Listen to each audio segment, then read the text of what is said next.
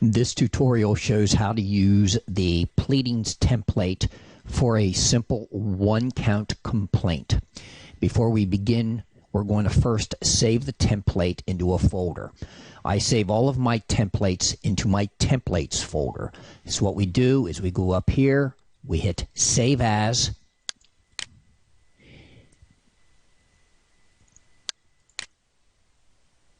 and we're going to call this Pleadings 3,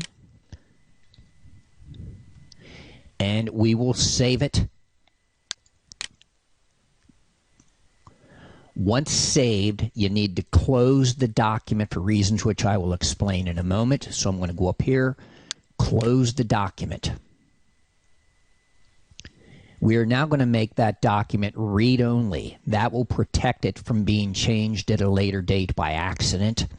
So what we will do is go down here. We're going to hit the Start menu. We go to Windows Explorer. We go to Templates. I have mine in my Arizona templates. Now you're going to right-click on the file that you just created, which was Pleading 3. When you right-click, you're going to go down to Properties. You will hit Read Only, and then save it. What that does is prevents you from mistakenly changing that particular document at a later time. From now on, when you open up that document, you will have to rename it under the particular client folder where you are saving the complaint. So let's go ahead and now let's reopen that document. And I'm using Word 13, so I have to change the view. I want to edit the document. I've now opened it, and I'm going to save it. However, before I do so, I need to let you know a little bit about the case that we are going to be preparing a complaint for. For this particular tutorial, we will be using the simplest of case scenarios. We represent John Smith, the driver of a car involved in a two-car accident. John is single, and he was injured in an accident caused by the other driver of the other car. That's Mary Jones. The accident occurred in Mojave County. Both drivers are residents of Mojave County, and the case is going to be filed in Mojave County. For purposes of this tutorial, I have created a folder already for our client, John Smith. So I'm going to go up here. I'm going to save this as, and as you will notice, it's under my Pleadings folder. It's a general Pleadings folder, which is really irrelevant for what we're talking about. It's going to be under the John Smith folder.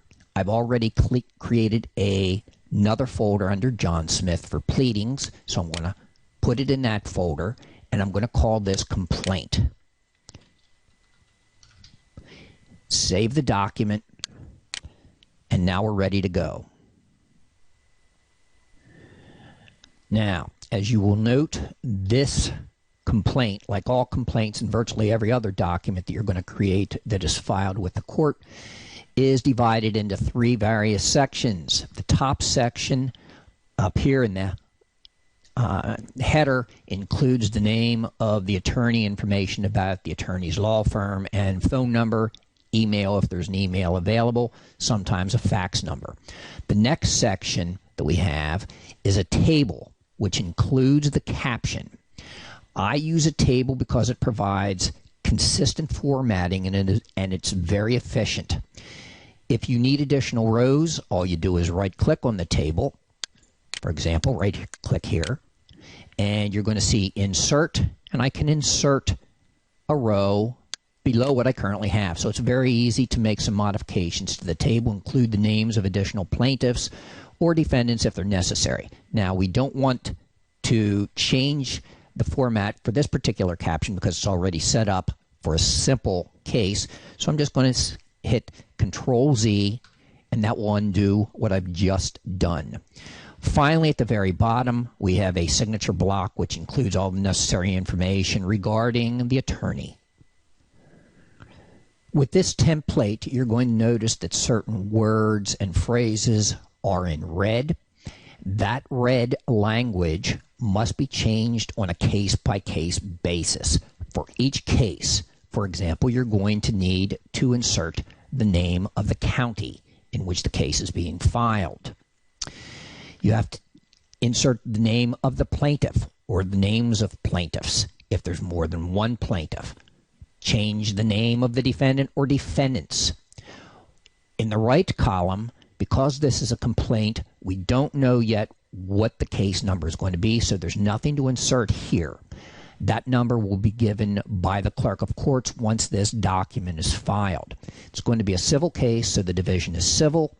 And here it's a complaint, it's a negligence complaint, and in this instance it's a motor vehicle accident. So you're going to get rid of this excess non-MVA or language. If we're a breach of contract case, you would simply change negligence to breach of contract. Let's begin the preparation of this complaint by inserting the name of the county. And as you can see, I'm just highlighting. With Word, it always highlights an extra space after the word you are highlighting or the sentence you are highlighting. For me, this has caused problems over the years because it frequently will result in a change of formatting. So what I do in many instances, although it's not necessary here, is I am just simply going to unhighlight that very last extra space. And I will type in Mojave because that's where this case is being filed. Once that's done, I'm going to go down here to the line that has the name of the plaintiffs or plaintiff. In this case, it's a singular. One plaintiff. It's going to be John Smith. So all I'm going to do is triple click on that, and it highlights the whole thing. If not, just use it the conventional way and put your mouse on those words and just type right over it. John Smith. And we're going to put a comma after John Smith's name. Since there's only one plaintiff, we don't have to worry about adding an S to the word plaintiff. Now we're going to go down and name the defendant. Again, I'm triple clicking, and I'm just going to begin typing Mary Jones, comma. All right, the left-hand column is now set up, and we can go forward and change the right-hand column. And again, this is a negligence case, so I'm going to keep negligence here. It's a motor vehicle accident case, so I'm going to get rid of this language and delete that. And we now have a complete caption that's ready to go, and it can be filed once the document is finalized. Now, you should get into the habit of saving your documents on a regular basis. I have not done that since we began this particular project, so I'm going to hit Control S, and that will save all the changes that I have made to this template. And it's going to be in the John Smith folder under Complaint. And we can now proceed. This is a complaint.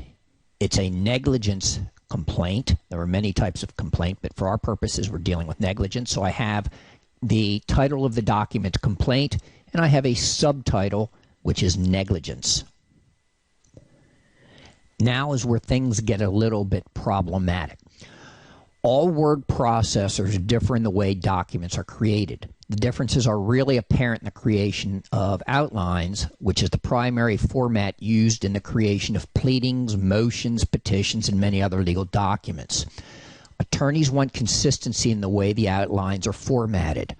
WordPerfect, LibreOffice, and versions of Word offer a variety of formats for outlines. This particular template for pleadings has an outline formatted the way I want my pleadings to be prepared. So, what we are going to do is insert a paragraph after paragraph 1. Because this is a Superior Court case, and it's a case involving substantial damages, damages being worth more than $10,000, which is the jurisdictional limit in order to get a case to Superior Court in Arizona. Paragraph 1 has already been created for you. That will not change for Superior Court civil cases. So insert your cursor at the very end of paragraph 1 and hit enter. As you will see, it automatically creates a paragraph 2, and all we need to do now is to begin typing. All right, now, by magic, I've just typed in the second paragraph. At the end of the second paragraph, I'm going to hit enter, and again, I have another paragraph already numbered for me. And by magic, I will again complete this particular paragraph. For purposes of this tutorial, I'm not going to complete all the paragraphs that are needed for this particular complaint. So I am going to skip ahead a little bit, and again, by computer magic, I will complete a couple more paragraphs, which you will instantaneously see after I get finished talking. I've completed paragraphs 4 and 5, and now I want to add some subparagraphs to paragraph 5. Because of the way this has been formatted, this is going to be fairly easy. So, I'm at the end of paragraph 5. I hit enter. I want a subparagraph.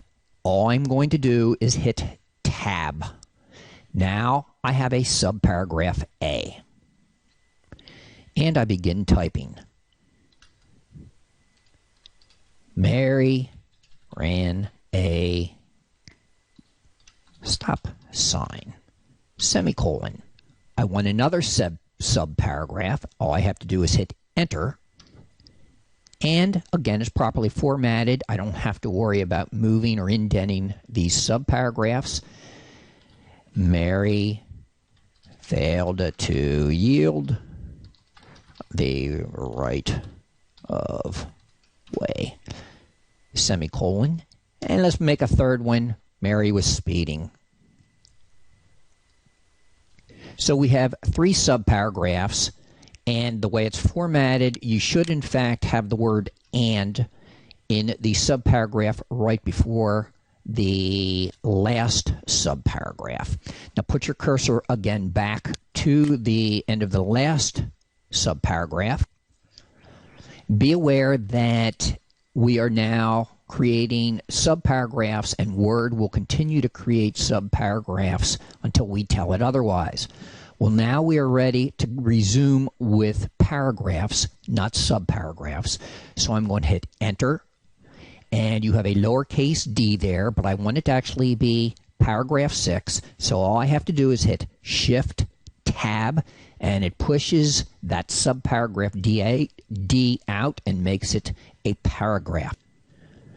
John's injuries were pretty bad, but I'm going to simplify them for this and also simplify the language that would normally be used. And all I'm going to type in is John suffered a broken back. Now at the end of paragraph 6, I want our standard paragraph listing the damages that are requested in virtually every personal injury action. And I'm just simply going to hit enter. I've already copied the paragraph from another form that's been used from another complaint where I have all the necessary information. And all I'm going to do is paste it here. And I'm going to do that by hitting Control V. And as you will see, it's pasted our damages, which are medical expenses, lost wages, pain and suffering, disfigurement, and some other things. But with Windows, it has pasted in a brand new paragraph 8. I don't want that paragraph 8 because there is no paragraph 8, at least at this time. So I'm going to hit backspace. It gets rid of the 8. I'm going to hit backspace again and one more time to get rid of the space, the extra spaces between the paragraphs.